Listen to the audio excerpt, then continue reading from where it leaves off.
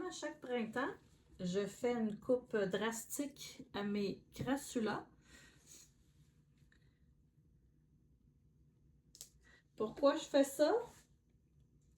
Parce que je veux leur donner la forme que je veux. Je les taille un peu en fait comme si ça serait des petits bonsaïs. Ça permet de faire un tronc plus large. Ça permet d'avoir une belle forme. Puis de faire des boutures pour vendre. Habituellement, quand on fait une coupe drastique comme ça permet justement au vieillissement du tronc. Puis, à chaque fois que je vais couper, la plante, habituellement, là, va se diviser en 2 ou 3. Donc, ça va faire une petite plante en forme d'arbre. Puis, toutes les boutures que j'ai ici, je vais attendre que la petite pointe sèche. Là, on voit que c'est humide, il y a des reflets. Puis après ça, je vais pouvoir les planter. Les feuilles les plus grosses, je fais juste les tourner un petit peu comme ça. Ça va faire des petits bébés plantes. On en voit un petit exemple. Là, des fois, j'ai des feuilles qui tombent. On en voit un petit ici. Donc, la feuille est tombée, puis il y a un petit bébé qui pousse au bout. Celui-là n'a pas vraiment de racines encore. Ça commence.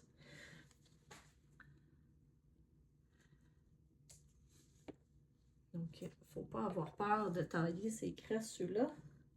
Puis au printemps, c'est une super belle période pour en profiter parce qu'ils sont en croissance vraiment plus rapide que le restant de l'année.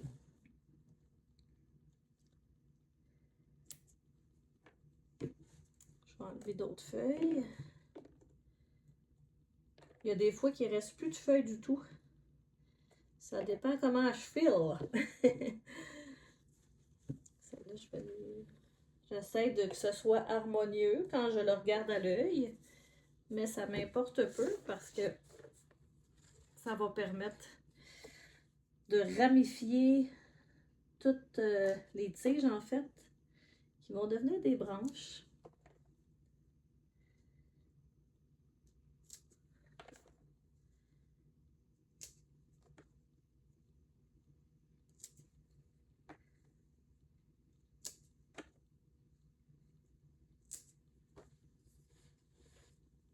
Faut pas avoir peur, ça repousse.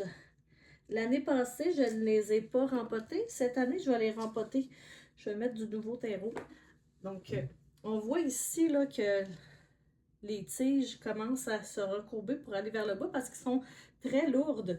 Puis la petite tige n'est pas assez forte pour les tenir. Donc, des fois, les crèches-là ont un aspect tombant, mais ça ne devrait pas. Donc, pour favoriser la pousse vers le haut, puis des tiges fortes, on fait la coupe. Voilà la récolte. Moi, c'est des Crassula ovata minima. Il y en a qui ont les feuilles un peu plus grandes, les Crassula ovata normales. Mais moi, j'ai la forme minima que j'aime vraiment beaucoup. J'ai maintenant terminé la préparation des boutures. Il va me rester à rempoter les plantes mères. Je voulais vous montrer ici, il y avait une petite feuille qui était tombée. On voit la feuille qui est tombée ici, puis le bébé qui a poussé directement. En arrière aussi. Je pense que la feuille mère s'est desséchée complètement, la feuille qui est tombée, mais ça a permis la pousse d'un petit bébé. Ici aussi, on a la feuille mère qui est tombée, qui est plantée. Et le petit bébé qui a poussé à côté. J'ai d'autres petites feuilles ici, mais ils n'ont pas l'air à avoir de progression. Fait que ceux-là, je peux les retirer et m'en débarrasser. J'ai des feuilles. Celle-là, c'était la Ovata Gollum. J'ai une petite feuille qui est desséchée, mais qui a permis la pousse d'un bébé. Donc, avec toutes ces feuilles-là, ça va permettre de faire des petits bébés comme ça. Ici, c'était des parties de la plante que j'ai coupées. des petits plants qui ont un petit peu plus d'avance. Et toutes celles-là ici, donc les têtes que j'ai retirées sont ici. Ça pourrait permettre un petit bébé plante. Ceux-là, naturellement, ils ont un petit peu plus d'avance parce qu'ils ont déjà un tronc et plusieurs feuilles. Et j'ai les boutures de feuilles comme ça ici, qui vont pouvoir donner des petits bébés plantes à leur tour. Donc les crassula, c'est vraiment une famille de plantes succulentes qui est très facile à faire de la propagation. On va les retirer la petite pousse de bébé. J'avais mis des roches pour que le pot soit un petit peu plus lourd. On voit que les succulentes n'ont pas énormément de racines. Je vais pouvoir aller le rempoter dans un substrat, un nouveau substrat, parce que ça fait au moins 2-3 ans qu'il est dans le même substrat. Ça ne fera pas de tort. J'ai mon substrat à cactus et succulentes. Donc, j'en ai mis dans le fond.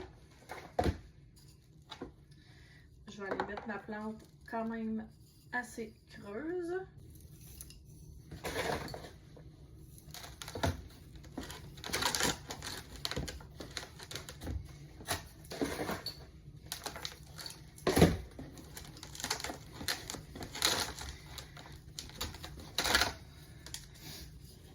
Pour les cactus et succulentes, au rempotage, on ne mouille pas le terreau. Je vais y aller, je vais attendre au moins une semaine avant d'aller bassiner ma plante. Le rempotage est effectué. Le mix que j'ai, moi, c'est un sac de terreau à cactus et succulentes qui a déjà du sable à l'intérieur. Et moi, ce que je rajoute, ça va être du charbon horticole. Ça prévient contre la pourriture. Je vais rajouter des copeaux pour mélange à orchidée, de la pumice et de la perlite. Donc, des petites pierres comme ça qui va favoriser le drainage et une bonne aération du terreau.